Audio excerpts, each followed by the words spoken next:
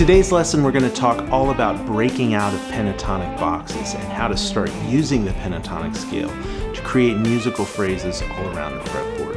I'll show you a systematic approach you can use to find dozens of permutations of a single simple idea. My name is Jack Ruch. Welcome to my channel. Let's get into it.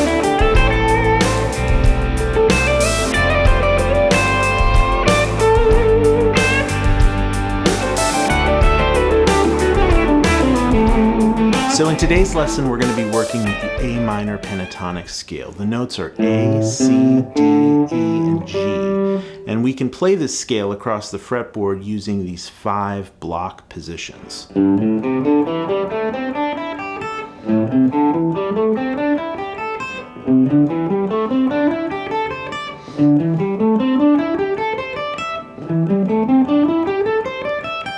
So if you're not familiar with these, check out the lesson I did called Scales and Arpeggios for the Blues. I'll put the link down in the description. So these 5 patterns are great for learning the pentatonic scale all around the fretboard, and we can use these as a blueprint to move licks and phrases we know in one spot to other positions on the neck. For instance, if I play this down here, I can move that up to another position by knowing these different scale patterns. But this isn't the only way to move things around on the fretboard, and to demonstrate, we're going to use a very simple pentatonic-based blues lick, this phrase right here. So this lick starts on E, and then goes up to G, A, C, and then lands back on A. So now we're going to go through several different ways outside of these 5 positions that we can find this phrase all over the fretboard. So for this approach, we're going to play the lick horizontally across each individual string. This will help break us out of this box mentality of thinking and start seeing the scale stretched out horizontally across the neck. So here's the lick played on each of the 6 strings.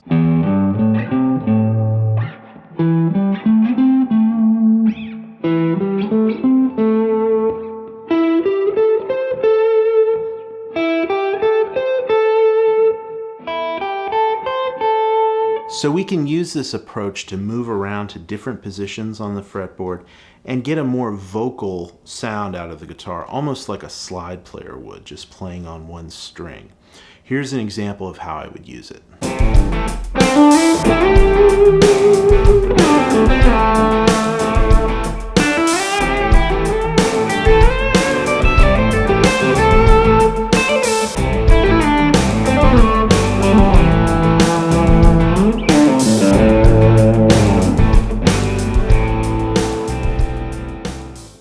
So this lick has 4 notes, right? E, G, A, and C, and then lands back on A. So for this approach, we're going to play 2 of the 4 notes on one string, 2 of the 4 notes on the next string. So E, G, A, C. And we're going to move that up across all the strings.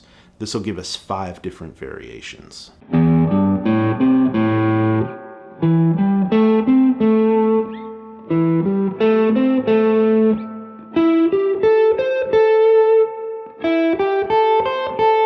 So this is a nice approach because most of these variations use the same fingering, just in different octaves and different positions.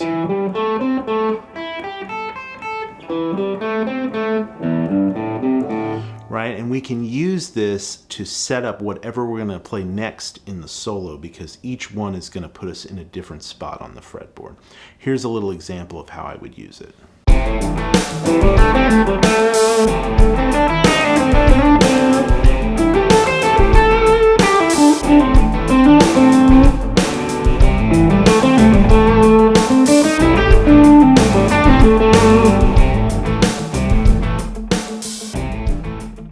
So this next approach is really a 2-in-1. We're going to stick with the 2-string idea, but now we're going to play 3 notes on the first string followed by 1 note on the second string. Here's what they sound like.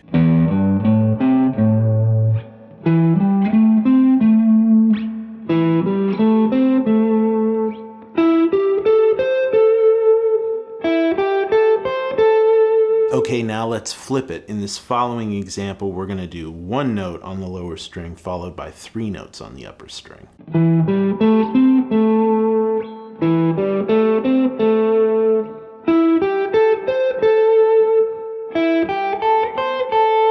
So this is a great way to smoothly transition between positions because each one of these kind of forces you to move into a new spot on the fretboard. So you can use these to transition up to another position and then play around in that position a little bit, transition down, move it around however you feel. So here's how I would use it.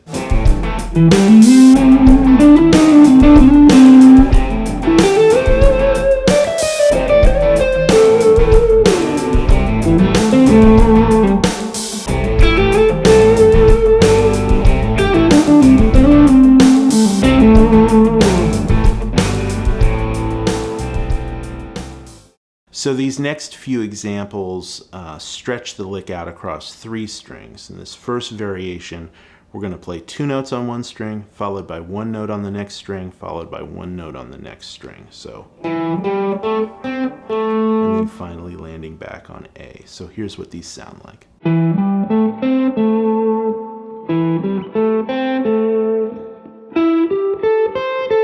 So this next one is just a different permutation of the same idea. Now we're going to play 1 note on one string, followed by 2 notes on another string, followed by 1 note on the 3rd string. So.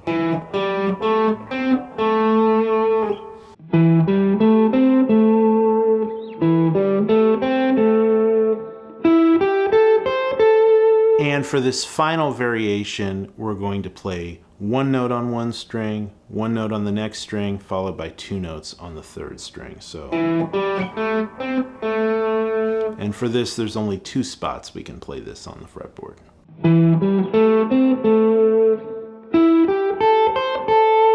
So altogether, we played through 28 permutations of the exact same lick, and that's not even every single way we can play it on the fretboard. There's more. But using this kind of systematic approach will really help you break down an idea and visualize it every possible way on the fretboard. So hopefully this opens your eyes to some new ways of seeing the fretboard and will help you break out of those pentatonic boxes. So as always, thank you guys for supporting the channel. Please subscribe. Please consider coming and joining me over on Patreon to support the channel. I appreciate it so much. Take care. I'll catch you guys next time.